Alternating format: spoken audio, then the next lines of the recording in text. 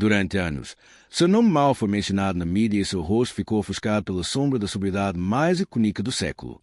Mas agora, aos 66 anos, a mulher que compartilhou um dos segredos mais profundos de Michael Jackson decidiu falar. Sua voz, contida por décadas, rompe o silêncio com a força de quem carregou mais verdades do que poderia suportar. Debbie Howe, apenas a ex-esposa do rei do pop, foi testemunha de sua solidão, de suas quedas, de sua necessidade desesperada de ser pai e de decisões que, com o tempo, a marcaram para sempre. Em 1996, enquanto milhões acompanhavam o turbilhão mediático do segundo casamento de Michael Jackson, ninguém imaginava a história real por trás daquele compromisso. Uma história que começou 10 anos antes, quando Debbie trabalhava como assistente na clínica dermatológica do Dr. Arnold Klein, justamente no momento em que Michael lutava contra doenças devastadoras como o lupus e o vitiligo. Foi ali, no anonimato de uma sala branca, onde ela começou a responder suas perguntas médicas, a lhe dar companhia, sem querer, se tornou uma figura-chave para ele. Enquanto o mundo o via como um ser inalcançável, ela o olhava. Ela o via como um homem frágil, assombrado por inseguranças profundas e uma busca incansável por afeto genuíno. Debbie presenciou momentos de dor que nunca chegaram às manchetes. Crise de autoestima, lágrimas contidas diante do espelho, tentativas de esconder as manchas da pele com camadas de maquiagem e silêncio. Michael confiava nela como em poucos. Com o tempo, a relação profissional deu lugar a uma amizade inusitada, discreta, mas marcada por uma cumplicidade real. Debbie nunca o julgou.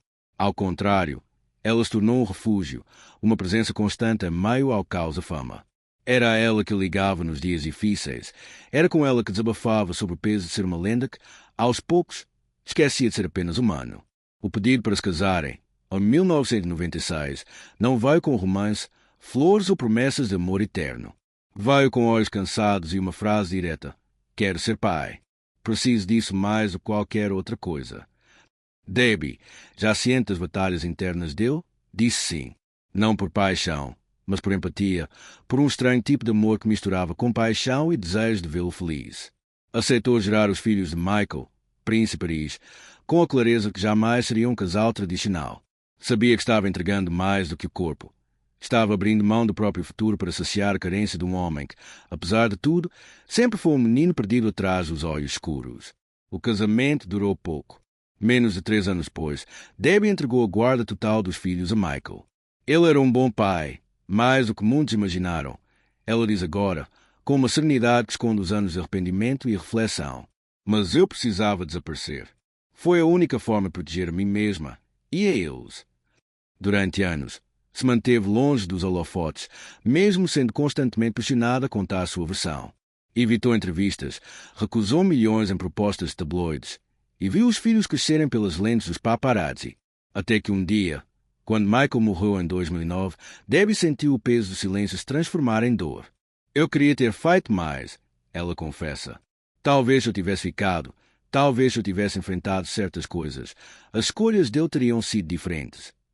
A culpa, diz ela, não vem do viveu, mas o que escolheu não viver ao lado dele. O Michael era complexo. Ele precisava de ajuda. E muitas vezes só teve aplausos. Hoje, Debbie Howe não busca redenção nem fama tardia. Conta sua história com a voz embargada, mas firme. Mostra fotos antigas, cartas escritas à mão, momentos em que ele era só Michael, sem luvas, sem palcos, sem máscaras. Porque, no fim, ela não quer ser lembrada apenas como a mulher que teve os filhos do maior astro do planeta. Quer ser lembrada como a única que o viu inteiro, com suas falhas, sua ternura, sua humanidade ferida. E que, mesmo sem saber como curá-lo, ficou o suficiente para amá-lo do seu próprio jeito. Ela lembra de uma tarde em Neverland, quando o mundo lá fora parecia ruir, mas dentro daquele universo particular, Michael ria descalço, correndo atrás do príncipe com um balde de água. Naqueles breves instantes, conta Debbie, ele era só um pai, não o ídolo, não o símbolo global. Só um homem feliz por ter alguém que o chamasse papai. Mas esses momentos eram raros. A realidade sempre batia à porta com força. As acusações, as manchetes cruéis, os processos intermináveis. Debbie viu de perto como tudo isso o afetava. Ele era sensível demais para o mundo em que vivia, diz. Sentia cada palavra como um golpe. Ela também testemunhou os efeitos colaterais de um ambiente onde ninguém dizia não. Os remédios começaram como ajuda médica, prescritos com cautela. mas com o tempo viraram um alívio constante e perigoso. Ele tinha medo de dormir, medo de acordar, medo de não conseguir subir ao palco, revela. E, muitas vezes, a única forma de calar esses medos era com uma dose a mais. Debbie fala disso sem sensacionalismo. Com dor, com honestidade. Eu vi, eu soube, e me calei. Esse silêncio ela carrega como um fardo até hoje. Ao contrário do que muitos pensam, Debbie nunca renegou os filhos. Amava-os, ama-os. Mas entendia que naquele momento, com toda a exposição e instabilidade ao redor, o melhor que podia oferecer era a ausência. Uma ausência que doía, mas que acreditava ser um gesto de amor extremo. Prince e Paris, por sua vez, cresceram em meio a confusões, mas sempre souberam que havia uma mulher do outro lado, calada, mas atenta. Debbie nunca perdeu totalmente o contato, mesmo que à distância. E, nos últimos anos, começou a se reaproximar com passos tímidos, tentando recuperar o tempo perdido, sem invadir, sem exigir. Ao revisitar a sua história, Debbie não busca aplauso nem compreensão universal. Apenas deseja que o mundo entenda que Michael Jackson era mais do que a persona pública que dominou o século XX. Era um homem que amava intensamente, que temia profundamente, que ansiava por normalidade e que, acima de tudo, queria ser lembrado com humanidade. Quando pense nele hoje, não pense nos palcos. Pense nas noites em silêncio, nas conversas sobre paternidade, nas risadas sinceras.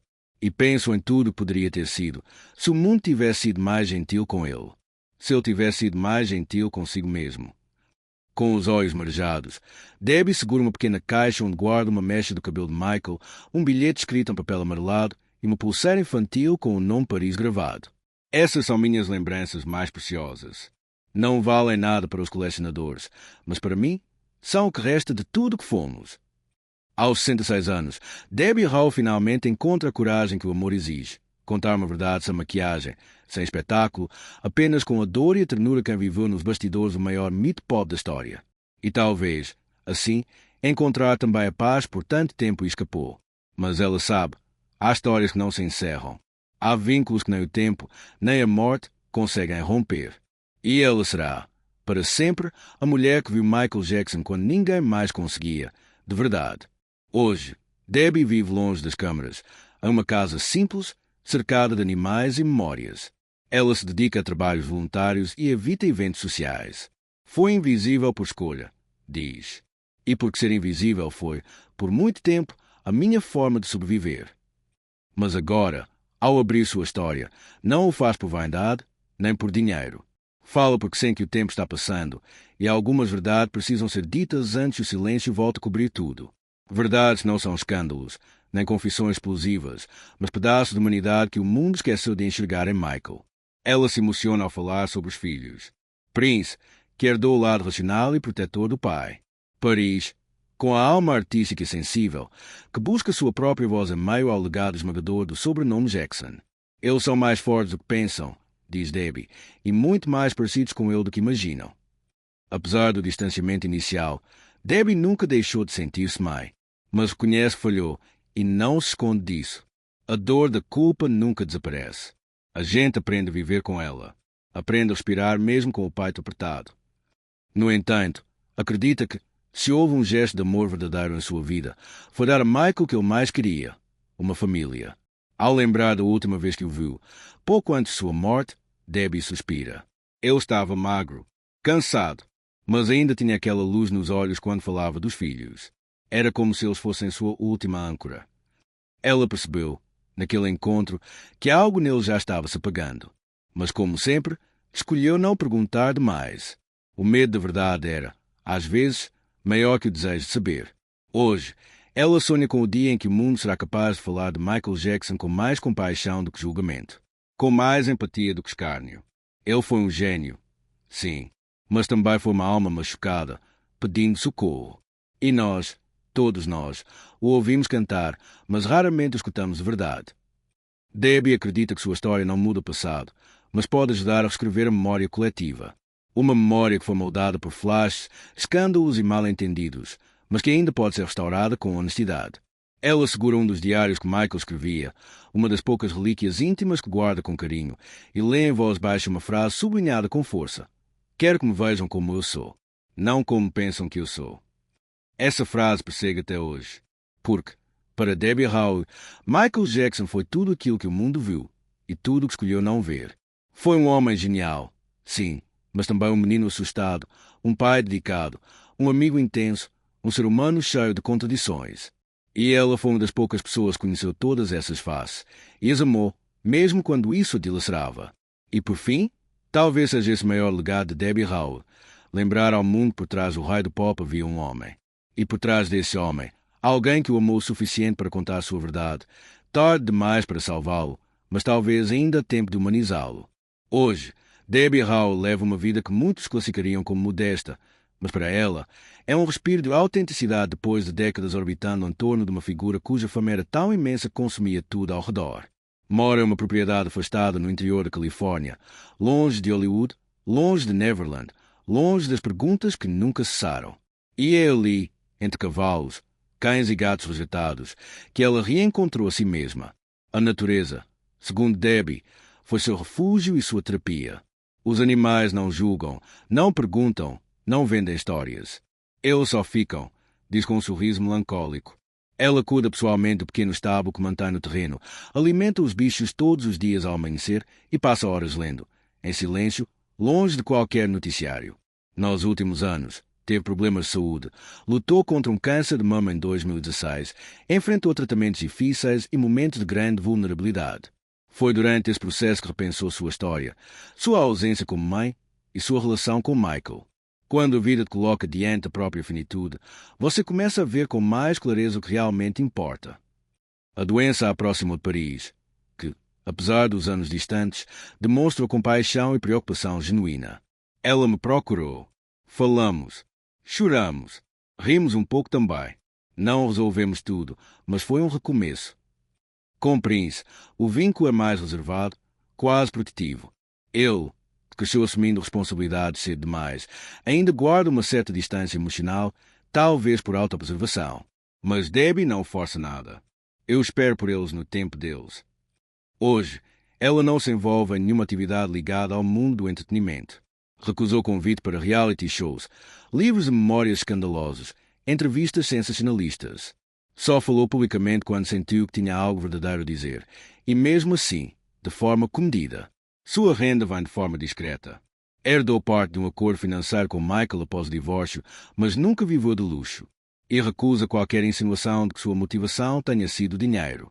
Se fosse por dinheiro, minha história teria saído muito antes.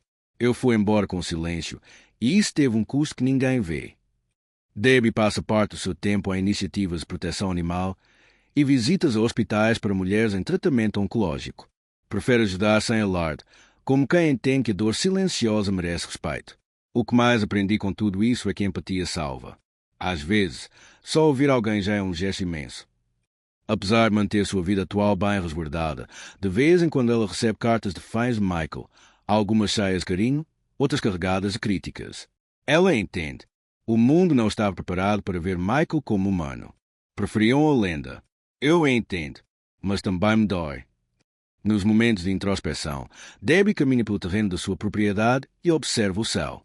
Eu me dizia que queria ser uma estrela que brilhasse para sempre. Eu acho que conseguiu, mas, às vezes, penso se ele não teria preferido apenas ser um homem comum, com uma vida simples, uma família, um pouco de paz. Hoje, aos 66 anos, Debbie Howe não carrega títulos, nem quer definições. Apenas vive, com os fragmentos de uma história que não pediu para protagonizar, mas que a escolheu, e com a coragem de, finalmente, contá-la do seu jeito. Quando o silêncio se estende por muitos anos, ele começa a fazer parte do corpo. Vira um tipo de pele invisível, grossa, que nos protege do mundo, mas também nos isola dele. Para Debbie Howe, esse silêncio foi abrigo e prisão, uma escolha que nasceu da dor e da confusão, mas que, com o tempo, se tornou uma forma de existir. Hoje, ela caminha devagar por entre os cavalos que acolheu com o mesmo cuidado com que guarda suas memórias. Cada animal tem uma história, assim como ela. E, talvez por isso, sente-se entendem. Eles não exigem explicações. Apenas permanecem. A vida que leva agora é a que nunca imaginou ter, mas é, de algum modo, a que sempre precisou. Longe das câmaras, dos julgamentos, das especulações. Próximo apenas do que é real, o som do vento entre as árvores, O cheiro da palha molhada, o toque quente do focinho de um cavalo encostando no seu ombro. Há algo sagrado na simplicidade que a cerca. Algo que o mundo de Michael nunca pôde oferecer. Muitas noites ainda são povoadas por lembranças. Às vezes, ela sonha com ele. Não como o astropop, não como o homem cercado de guarda-costas e rumores, mas como o Michael que ria de piadas bobas, que fazia desenhos nos guardanapos enquanto falava dos filhos. Perguntava se ela achava que estava envelhecendo. Você está ficando mais leve. Só isso, ela dizia. E ele sorria. A um desses sonhos, ele entrega um papel e diz: escreve o que você viu, porque ninguém mais viu tudo. Ela acorda com o coração apertado, com vontade de escrever, mas sempre acaba parando. Talvez por medo de não encontrar as palavras certas. Talvez por saber que nenhuma palavra será justa o suficiente. Mas, agora, escrever se tornou necessário. Não por ela, mas por ele. Porque o homem que o mundo perdeu ainda está vivo nas memórias que ela guarda, e guardar sozinha já não basta. Ela lembra de como ele segurava Paris nos braços e de como olhava como quem segurava o universo inteiro. Lembra das longas conversas sobre paternidade, sobre música, sobre Deus. Lembra do medo. Sim, o medo constante que ele tinha de ser esquecido, de não ser bom o suficiente, de não deixar um legado. E Debbie gostaria de poder dizer a ele, hoje, que seu legado foi muito além do que imaginava. Que ele continua vivo a milhões de vozes, em coreografias, em canções. Mas também no olhar da filha, na postura do filho, nas lágrimas que ainda caem quando alguém ouve You are not alone. Ela sabe que não é fácil para o mundo entender a escolha que fez, que muitos a julgaram por ter abandonado os filhos. Mas só ela sabe o que foi aquilo. Só ela sabe quão frágil estava para proteger qualquer, inclusive a si mesma. E só ela sabe quando chorou em silêncio, nos aniversários passou sozinha, olhando para fotos antigas e se perguntando se, algum dia, teria uma nova chance de estar perto deles. Hoje, essa chance começa a surgir, lentamente, como quem reaprende a andar. Há mensagens, visitas, sorrisos tímidos. E, com isso, vem também o perdão, não necessariamente o deles, mas o dela mesma. Por perdoar-se foi a parte mais difícil de tudo. Perdoar-se por não ter dito certas coisas, por ter dito outras, por ter ido embora, por ter ficado tanto tempo em silêncio. Debbie sabe que Michael não está mais aqui para ouvir sua versão, mas acredita, de alguma forma, que ele saberia, que ele a compreenderia, porque ele a conhecia como poucos, porque ele sabia, também, o peso de carregar decisões impossíveis. Ela fecha os olhos e tenta lembrar da última vez que o viu sorrir de verdade. Não aquele sorriso educado, performático, mas o sorriso que nascia do fundo. Foi em um dia comum, no jardim. Ele tinha terra nas mãos e ela zombava dele por isso. Ele lhe jogou um punhado, como uma criança traquina, e depois riu, aquele riso cristalino que a música nunca capturou. Naquele instante, ele era leve, ele era livre. É essa imagem que ele guarda. Não a da ambulância, não a do caixão, não a da manchete, mas a daquele homem rindo com as mãos sujas de terra, sonhando em plantar algo que durasse mais que ele. E, no fim das contas, durou, porque Michael Jackson continua. E parte desse homem, o homem por trás do mito, foi visto por ela. E agora, enfim, contado por ela. Debbie se senta à beira do estábulo, observando o entardecer. As cores dissolvem no céu como lembranças boas que não doem mais. Ela respira fundo e, pela primeira vez em muito tempo, sente-se em paz. Não por ter dito tudo, mas por ter dito o essencial. E talvez, no silêncio que agora escolhe quebrar, esteja o gesto mais bonito de amor que poderia oferecer. Mostrar ao mundo que Michael Jackson foi, antes de tudo, humano. Que foi amado não por ser um ídolo, mas apesar de ser um. E que, às vezes, o amor mais sincero é aquele que acontece longe dos palcos, das câmaras, dos aplausos. No espaço íntimo entre a dor e a coragem de permanecer, mesmo quando tudo ao redor diz para fugir. É nesse espaço que Debbie Howe vive agora. E a dali que, com a sanidade de quem já perdeu tudo e ainda assim sobreviveu, ela sussurra ao mundo. Agora, vocês podem ouvir minha voz. Mas não esqueçam, eu sempre estive aqui, apenas em silêncio.